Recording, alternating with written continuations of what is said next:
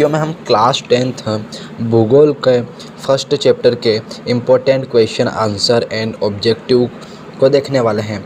क्योंकि हमारी परीक्षा अर्धवार्षिक परीक्षा को अब 1 महीना बचा है, इससे ज़्यादा समय नहीं बचा है। इसके लिए हमें जल्दी से जल्दी हमारी तैयारी कर इम्पोर्टेंट क्वेश्चन को हम देखते हैं। पहला चैप्टर है संसाधन में विकास। तो इसका पहला क्वेश्चन यहाँ से है।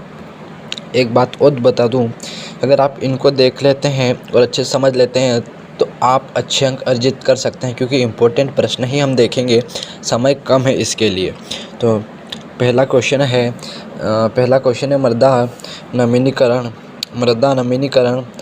मृदा निर्माण में सबसे अधिक योगदान होता है।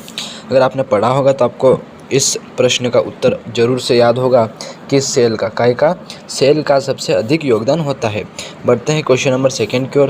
क्वेश्चन नंबर सेकंड बोल रहा है, क्वेश्चन नंबर सेकंड है निम्न में से नवीनीकरण संसाधन है। निम्न में से एक नवीनीकरणीय संसाधन है तो मृदा, ठीक है, मिट्टी जो है वो नवीनीकरणीय संसाधन है, ठीक है।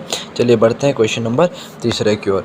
क्वेश्चन नंबर थर्ड है आंध्र प्रदेश और उड़ीसा के डेल्टा क्षेत्रों तथा गंगा के मैदानों में सामान्यतः कौन सी मृदा पाई जाती है। आंध्र प्रदेश और उड़ीसा के डेल्टा क्षेत्रों तथा गंगा के मैदानों में सामान्यतः कौन सी मृदा पाई जाती है। तो इसका राइट आंसर जलोढ़ मृदा होगा, ठीक है। चलिए बढ़ते हैं प्रश्न नंबर 4 की ओर। प्रश्न नंबर 4 है लौह अयस्क किस प्रकार का संसाधन है। लौह अयस्क किस प्रकार का संसाधन है। तो लौह अयस्क नवीनीकरण योग्य संसाधन है।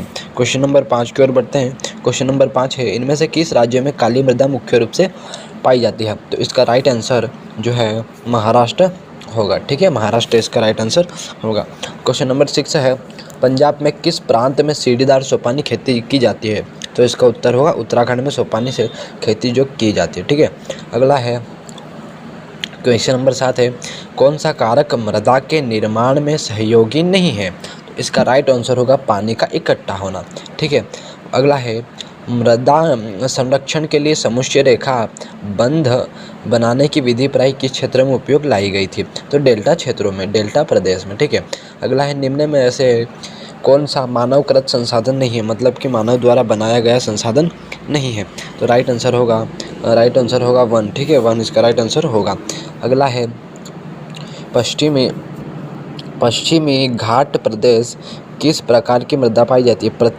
पश्चिमी घाट प्रदेश में किस प्रकार की मृदा जो है पाई जाती है। तो काली मृदा पाई जाती है। अगला है ज्वारीय ऊर्जा। अगला क्वेश्चन है ज्वारीय ऊर्जा निम्नलिखित में से प्रकार का संसाधन है। तो इसका राइट आंसर होगा पुनः पूर्ति योग्य, ठीक है। अगला क्वेश्चन है पंजाब में भूमि नवीनीकरण का निम्नलिखित में से कौन सा मुख्य कारक है। तो अधिक सिंचाई, मतलब कि अधिक पानी देना खेतों को, ठीक है।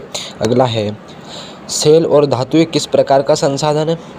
तो ये तो निर्जीव है, ठीक है, तो अजैविक हो जाएगा, ठीक है, मतलब कि ये जीवित नहीं है, ठीक है। अगला है काली मृदा कहलाती है। काली मृदा क्या कहलाती है। काली मृदा का एक और नाम हो सकता है, क्या हो सकता है, रेंगर मृदा, ठीक है। अगला है निम्नलिखित में से कौन सा कारक भूमि उपयोग भौतिक कारक नहीं है। निम्न में से कौन सा कारक भूमि उपयोग का भौतिक कारक नहीं है। तो जनसंख्या हो जाएगा राइट आंसर। देखिए आप इनको नोट कर सकते हैं या फिर यहीं पर समझकर याद भी कर सकते हैं, आपके हिसाब से आप देख सकते हैं। चलिए बढ़ते हैं। क्वेश्चन नंबर सेकंड है रिक्त स्थानों की पूर्ति कीजिए, ठीक है, रिक्त स्थानों की पूर्ति कीजिए। पहला यहाँ पर हमें दिया गया है संपूर्ण उत्तरी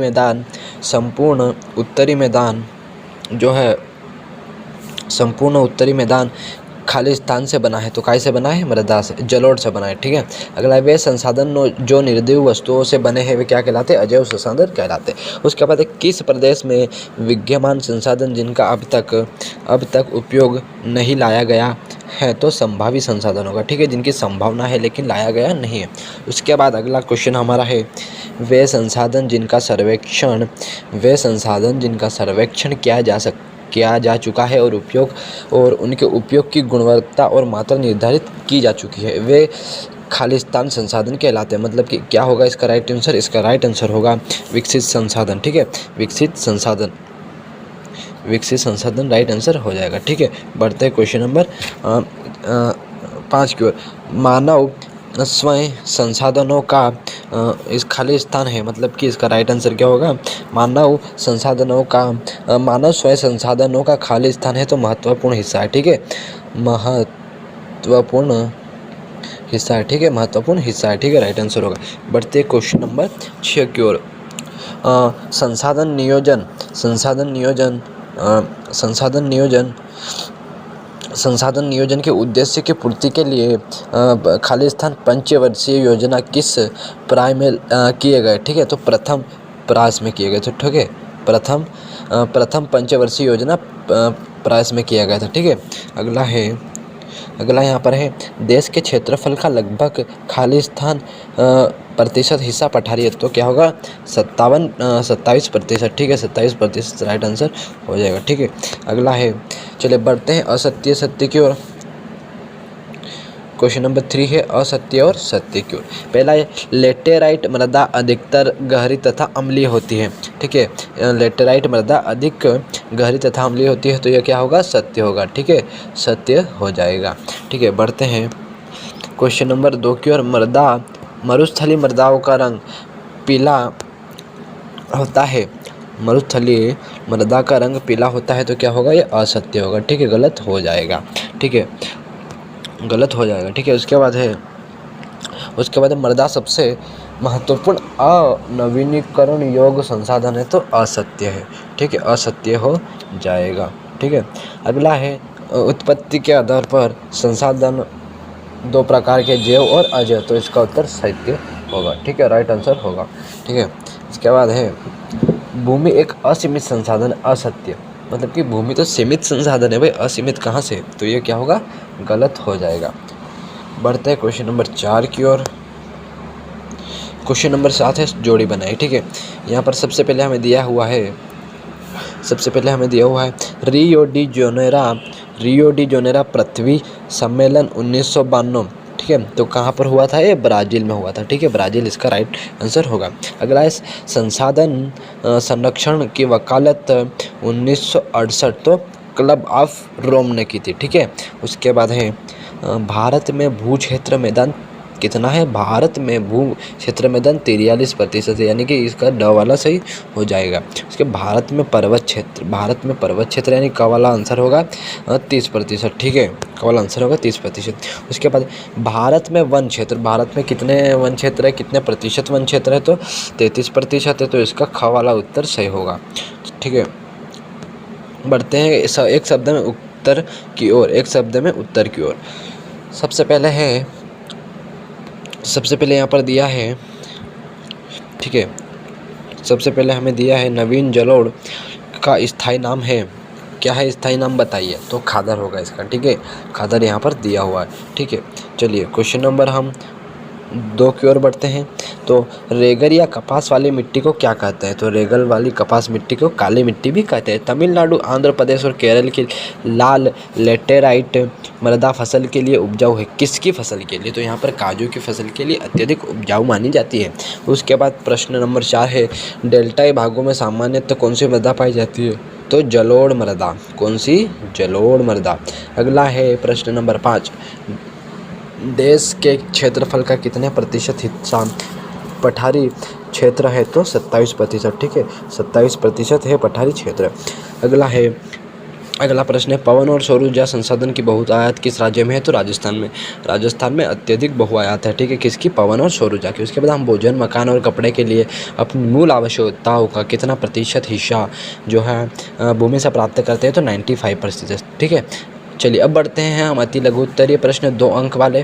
ठीक है, 1 अंक वाले 2 अंक वाले हमने कर लिए, अब 2 अंक की ओर बढ़ते हैं। सबसे पहले यहाँ पर दिया हुआ है हमें क्वेश्चन हमें दिया हुआ है कि भाई 3 राज्यों के नाम बताएं जहाँ काली मृदा। ठीक है, कौन सी मृदा? काली मृदा मुख्य रूप से पाई जाती है, और ये मुख्य रूप से पाई जाती है, और इस फसल पर कौन सी जो है, इस मिट्टी पर कौन सी फसल उगाई जाती है? ठीक है, कौन सी फसल उगाई जाती है?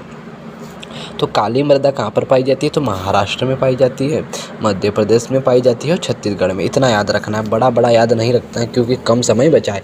तो 3 राज्य हमें याद रखना है, महाराष्ट्र, मध्य प्रदेश, छत्तीसगढ़। इसके बाद यह जो है किसकी फसल के लिए उपजाऊ है? तो कपास की फसल के लिए उपजाऊ है। बस क्लियर है यहाँ से।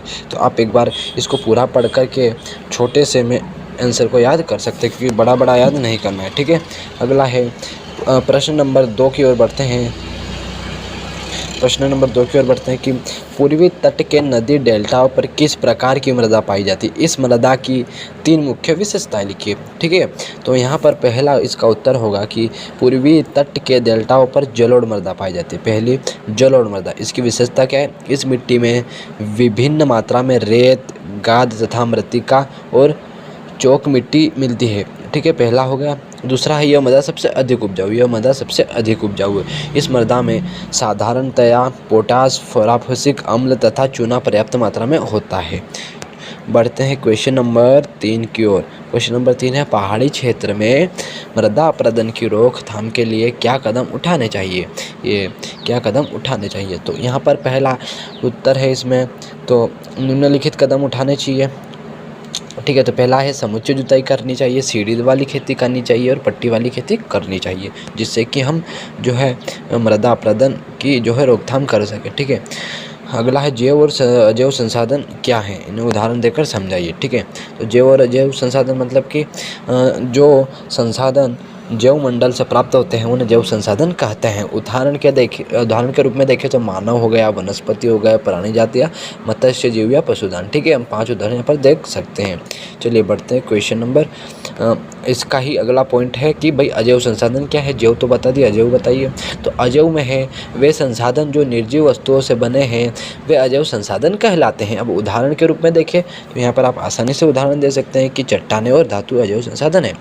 चलिए क्वेश्चन नंबर 5 की ओर बढ़ते हैं। क्वेश्चन नंबर 5 है भारत में पाई जाने वाली मिट्टियों के नाम लिखिए। तो पहली है जलोढ़ मिट्टी, काली या रेगर मिट्टी, लाल मिट्टी, लेटेराइट मिट्टी, मरुस्थल मिट्टी, पर्वत मिट्टी। इसमें से आप 4 नाम याद कर लीजिए, वो होते हैं 2 अंक में आ गया तो सबको 4 नंबर मिल जाएंगे, क्योंकि पूरे याद नहीं करना। ठीक है, अगला क्वेश्चन है मृदा अपरदन से क्या तात्पर्य है। मृदा अपरदन से क्या तात्पर्य है, मैं आपको बता दूं कि ये क्वेश्चन एमपी बोर्ड 2022 की फाइनल एग्ज़ाम जो भी फाइनल हो चुकी है उसमें आया था। तो मतलब कि it is a very most important question in 2020। ठीक है, 2022 के लिए बहुत महत्वपूर्ण प्रश्न होने वाला है, शायद रिपीट हो जाए, क्या भरोसा है इसका। तो हम इसको अच्छे से देखते हैं। इसमें प्रश्न पूछा गया है कि मृदा अपरदन से क्या तात्पर्य। ठीक है, तो इसमें उत्तर होगा मृदा के कटाव और उसके बहाव की प्रक्रिया को मृदा अपरदन कहते हैं। बहाव और कटाव, ठीक है, यहाँ पर इतना याद रखना है कि बहाव और कटाव की प्रक्रिया को मृदा अपरदन कहते हैं। ठीक है, तो ये 2022 में आया था, तो बहुत महत्वपूर्ण प्रश्न है। अगला क्वेश्चन नंबर 7 हमारे सामने है। क्वेश्चन नंबर 7 है पवन अपरदन किसे कहते हैं। देखिए, पवन अपरदन मतलब पवन द्वारा मैदान अथवा ढालू क्षेत्र से मृदा से उड़ा ले जाने की प्रक्रिया को पवन अपरदन। देखिए, पवन मतलब हवा चलती है और उस हवा में जो मिट्टियाँ उड़ जाती हैं, ठीक है, जो मृदा उड़ जाती है उसे क्या कहते हैं, उसे कहते हैं पवन अपरदन। सिंपल सा क्वेश्चन है, ठीक है, और सिंपल सा आंसर है इसका। अब बढ़ते हैं क्वेश्चन नंबर 7 की ओर। देखिए, मैं आपको बता दूं कि ये प्रश्न 2022 में कक्षा 10वीं की त्रैमासिक परीक्षा में पूछा गया था। एमपी बोर्ड की 2022 फाइनल में नहीं, इसी बार जो हमारी 2023 में फाइनल एग्ज़ाम होने वाली है उसके त्रैमासिक परीक्षा में पूछा गया था। 2022 त्रैमासिक परीक्षा 10वीं में ये पूछा गया था कि समुच्चय जुताई किसे कहते हैं। तो समुच्चय जुताई मतलब ढाल वाली भूमि पर समुच्चय रेखाओं के समांतर हल चलाने की जो है हल चलाने से ढाल के साथ जो है जल बहाव की गति घट जाती है, इसे समुच्चय जुताई कहते हैं। ठीक है, अगला है संसाधन से क्या आशय है। ये तो बहुत सरल सा प्रश्न है, आप लोगों को पता होना चाहिए कि संसाधन क्या है। तो पर्यावरण में प्रत्येक वस्तु जो हमारी आवश्यकताओं को पूरा करने में प्रयुक्त की जा सकती है, जिन्हें बनाने के लिए प्रौद्योगिकी उपलब्ध है, वे संसाधन हैं। ठीक है, आसान सा प्रश्न था। बढ़ते हैं क्वेश्चन नंबर 10 की ओर। सतत पोषणीय विकास किसे कहते हैं। तो इसका उत्तर होगा सतत पोषणीय विकास आर्थिक विकास का अर्थ है कि विकास पर्यावरण के बिना नुकसान पहुंचाए और वर्तमान विकास की प्रक्रिया भविष्य की पीढ़ियों को आवश्यकता अवहेलना ना करे। ठीक है, अगला प्रश्न है मृदा संरक्षण से क्या आश्रय है। तो मिट्टी के अपरदन या क्षय को रोकने ही मृदा का संरक्षण है। क्षय को रोकने रोकना ही मृदा का बचाव है। ठीक है, बढ़ती हुई जनसंख्या के कारण प्राकृतिक संसाधनों को बड़े पैमाने पर विनाश हुआ है, इसलिए मृदा संरक्षण द्वारा विनाश रोकना आवश्यक हो चुका है। अगला प्रश्न है, बांगर क्या है? तो पुरानी जलोढ़ मिट्टी को बांगर कहते हैं। यह नदियों द्वारा निर्मित प्राचीन मृदा है, यानी पुरानी मृदा है। ऊंचे भागों में पाए जाने वाली यह मृदा मिट्टी उन क्षेत्रों में मिलती है जहां नदियों की बाढ़ का जल नहीं पहुंच पाता। बंगाल तथा स्टेली रंग की चिकनी गिट्टी होती है। ठीक है, चिकनी गिट्टी होती है, यह कम उपजाऊ होती है, इसमें प्राय कंकड़ और कैल्शियम कार्बोनेट पाए जाते हैं। तो दोस्तों, कैसी लगी वीडियो? इसमें हमने मोस्ट इम्पोर्टेंट क्वेश्चन देखे और साथ ही में हमने जो है प्रश्न के साथ ही में हमने समझा भी और अच्छे से देखा भी। तो चलिए मिलते हैं ऐसे ही आगे की वीडियो में। इसके आगे के भी प्रश्न लेकर के हम आने वाले हैं। तो मैं आपसे एक निवेदन करना चाहूँगा कि आप लोग इन प्रश्नों को नोट कर ले या फिर इसका स्क्रीनशॉट लेकर के याद कर ले, क्योंकि मोस्ट इम्पोर्टेंट प्रश्न है, इससे बाहर कुछ भी नहीं जाने वाला है। इसी चैप्टर के और इम्पोर्टेंट जो हमारे प्रश्न रह गए, अति लघु उत्तरीय या दीर्घ उत्तरीय जो भी प्रश्न रहे उनको लाएंगे और सारे चैप्टर को पढ़ेंगे जो चैप्टर अर्धवार्षिक परीक्षा में